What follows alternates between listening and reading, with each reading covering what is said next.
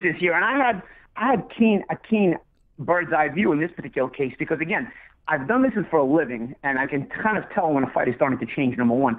But also, I was in the ring with McGregor in sparring, so from that perspective, I can also tell when he's starting to fade a little bit or fold a little bit, because I see it with my own eyes in sparring. You know what I'm saying? Like when he starts to change a little bit, there's subtle things he does when he feels uncomfortable. You know, so I had a twofold view of this perspective when I said at the end of round 3, and again, I didn't want to influence anybody. All I was saying was better round for Mayweather. That's all I said. It just leaves the possibility open that round 4 may continue to go this way, or it may not. You know, better round. It doesn't mean he won or lost it. I'm going to leave it up to you to decide it. But I just wanted people to kind of start to realize it. And more importantly, I wanted even my co-commentators to start to realize it. You know what I'm saying? Which, going by round 4, I don't know if they did. You know what I'm saying? That sometimes we differ in our views and opinions, you know? But regardless, I thought round 4 was also was a really good round for Mayweather, and so on and so forth. The fight started to continue to change. One thing about McGregor, and that's why I told him to bring his balls on fight week when I ran into him. That's bring your balls, because I know this guy always forgets his balls in key moments. What I was talking about was this. In sparring, when we were sparring, especially that 12-round session, I faded in the last 2 rounds because of fatigue, not because I wasn't better than him. Because for 10 rounds, for the majority of 10 rounds, I was better than him.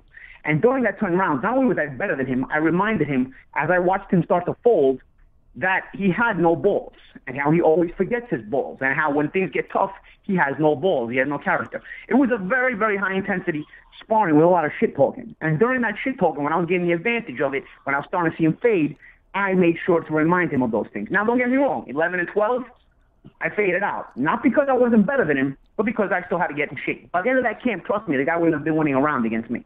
But praise him for 11 and 12 that sparring session. He did well. What I was reminding him on fight week, because now it had been a few weeks since we'd seen each other, and I wanted to remind him when he got on my face with all his bullshit that he's been told, because he spews so much bullshit that he starts to believe his own bullshit. So I wanted to give him a reality check when we were face to face. The reality check I need to give him is the reality check nobody else in his own training camp gives him. The reality check that he has no balls, he has no guts when it comes down to push comes to shove, and everybody's just praising him. So it has been about three and a half weeks since somebody actually gave him the reality check that I was giving him. So I felt like fight week, it was important because he's feeling himself and he gets in my face, to give him this reminder, and that the reality is actually this, buddy. No matter how much praise everybody's giving you, your reality that I know and you know, more importantly, you know and I know and you know that I know it, is that you have no balls. And I've seen it with my own eyes. And you know that I've seen it with my own eyes. So when they broke us up, that time, you know, and I'm yelling back at him and whatnot, they broke us up, the top grade me, everybody knows the story. There's one camera that follows Conor, and he's being pushed out. You notice how he gets into a fight with a fan right as soon as he's being pushed out? Because he got so aggravated with me telling him he has no balls, because there's a subtle insecurity about him. He knows, like, that I know, you know, and he knows that it's true, too. He knows he has no balls when push comes to shove, because he's proved it himself. He knows better than anybody else that he quit in an Diaz fight, you know what I'm saying? So at that point, he hadn't quit in the Mayweather fight yet, you know? So it got under his skin, that to a point where he was starting to attack a fan when they were trying to push him away. He lost his mind. Again, the truth hurts.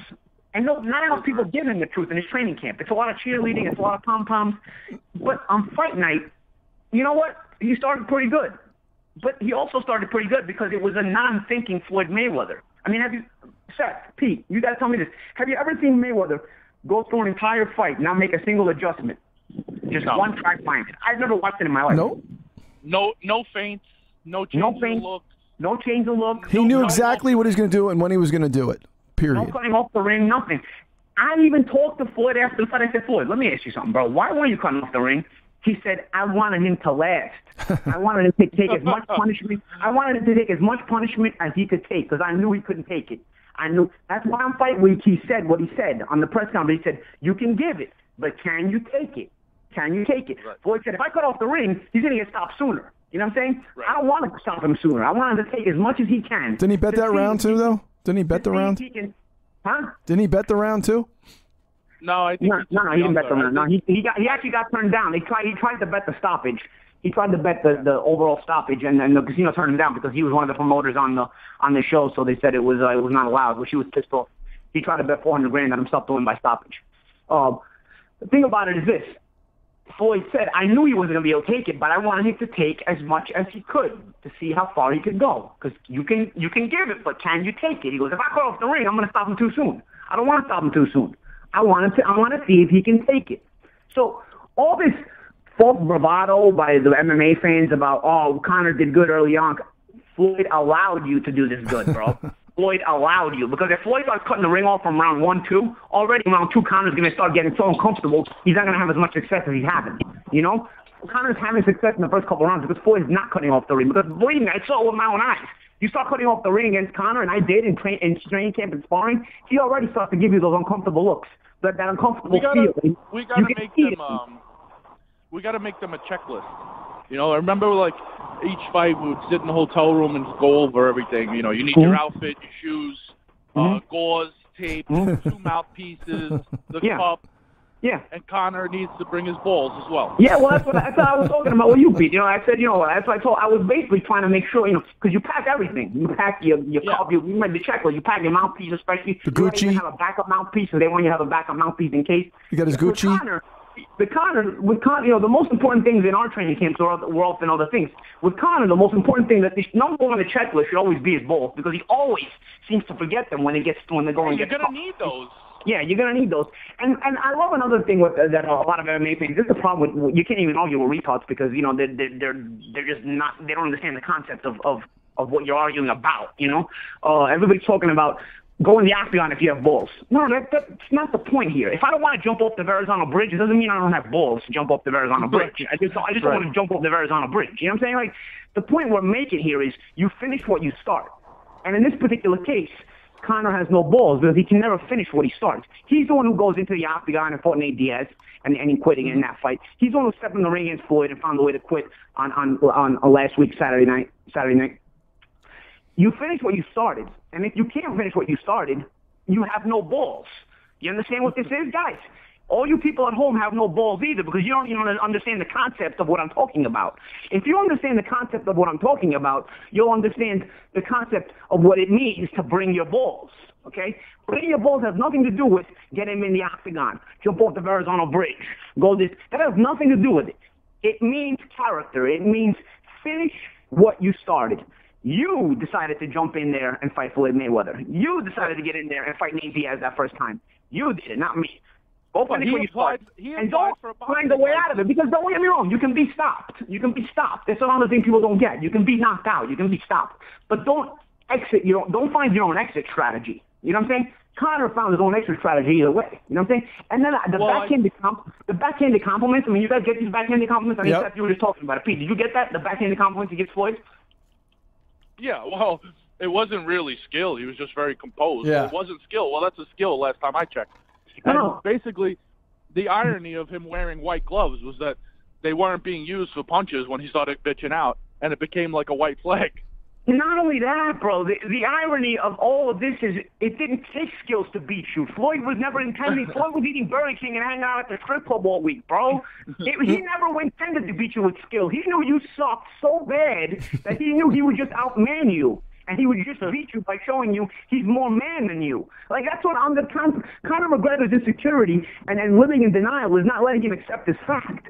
Floyd Mayweather never intended to beat you with skills, buddy. He barely are in camp. He barely did pad work in camp. He barely did anything, okay? He worked out the generic way, hung out at the strip club every night, ate what he wanted, showed up on fight night, and just said, you know what? I'm going to beat this guy showing him I'm more man than him. And that's what he did. Skills never came into play. You never even saw Floyd Mayweather's skills, buddy. That's what I want to tell him. Like, bro, you think you actually saw Floyd Mayweather? He never intended to beat you with skills. He intended to beat you by showing you how little of a man you are. Wow. And he did. He actually did that. And that's what the fans don't get either. These in-denial MMA groupies also don't get that shit. It's amazing, like, what your own mind will make you believe when you're in denial. Just like their own mind will make them believe. You saw how soft this guy punches. You saw it yourself. But their own mind will make them believe he scored a knockdown in camp. They don't, like, right. They believe. If Conor McGregor said he flew last night, he flew from Ireland back to New York. And if they don't see it, don't believe. They'll take his word for it. No, bro, the guy can fly. Are you kidding me? The guy can fly. Well, he has long arms. He's mystic. They're so weird. Bro, I feel like, bro, I mean, I know, Pete, you didn't watch, I don't know how much wrestling you watched when you were a kid, but I know Seth probably did. I feel like when I was a kid, I thought nobody could be Hulk Hogan or the Ultimate Warrior. You know what I'm saying? Like, of course. I believe wrestling was real, and you couldn't tell me anything different. No way was Hulk Hogan going to lose to Andre the Giant in WrestleMania 3. No way was anybody going to be the Ultimate Warrior when he came around. Like, I loved him. Like, but I was 7, 8 years old, bro. Like, these people are full-blown adults discussing Conor McGregor like a little child discusses their favorite wrestler. It's mind-boggling, the amount of stupidity we have as full-blown adults in this generation. This generation is a generation of morons to the 100th degree. It's incredible. Like, get a dose of reality. Me and Peter loved the Toro Gotti, but we knew he was going to get destroyed when he fought Floyd Mayweather. And we loved the Toro Gotti, and we still loved the man after he lost to Floyd Mayweather. We just knew it wasn't the fight for him. That's it.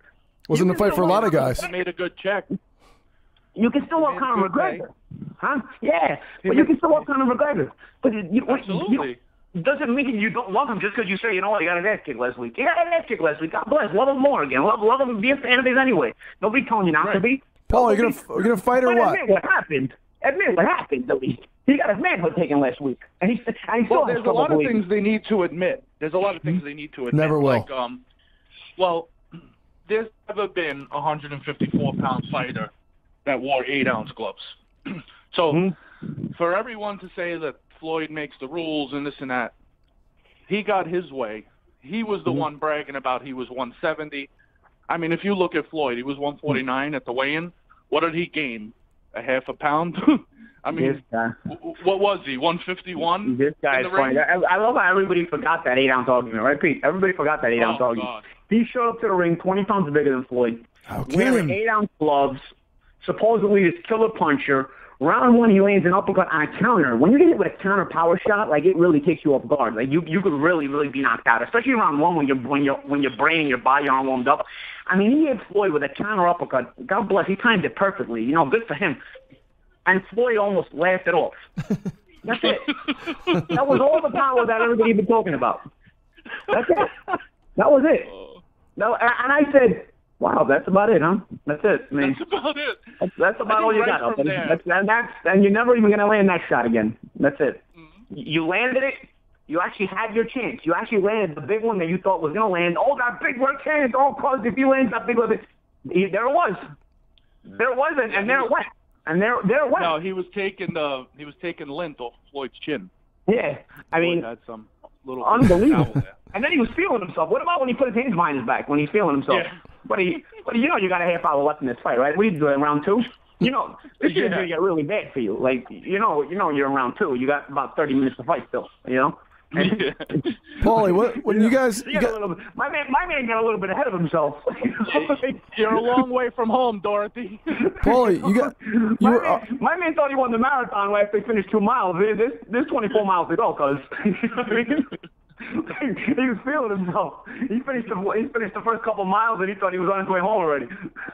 Yeah, he thought he was cruising on his bike in Vegas. Yeah. Lance Armstrong. Look out in the street there. You know what you don't see? My car, because I had to sell it to pay the lawyer I hired when I got busted for drunk driving. You know what else you don't see? My girlfriend.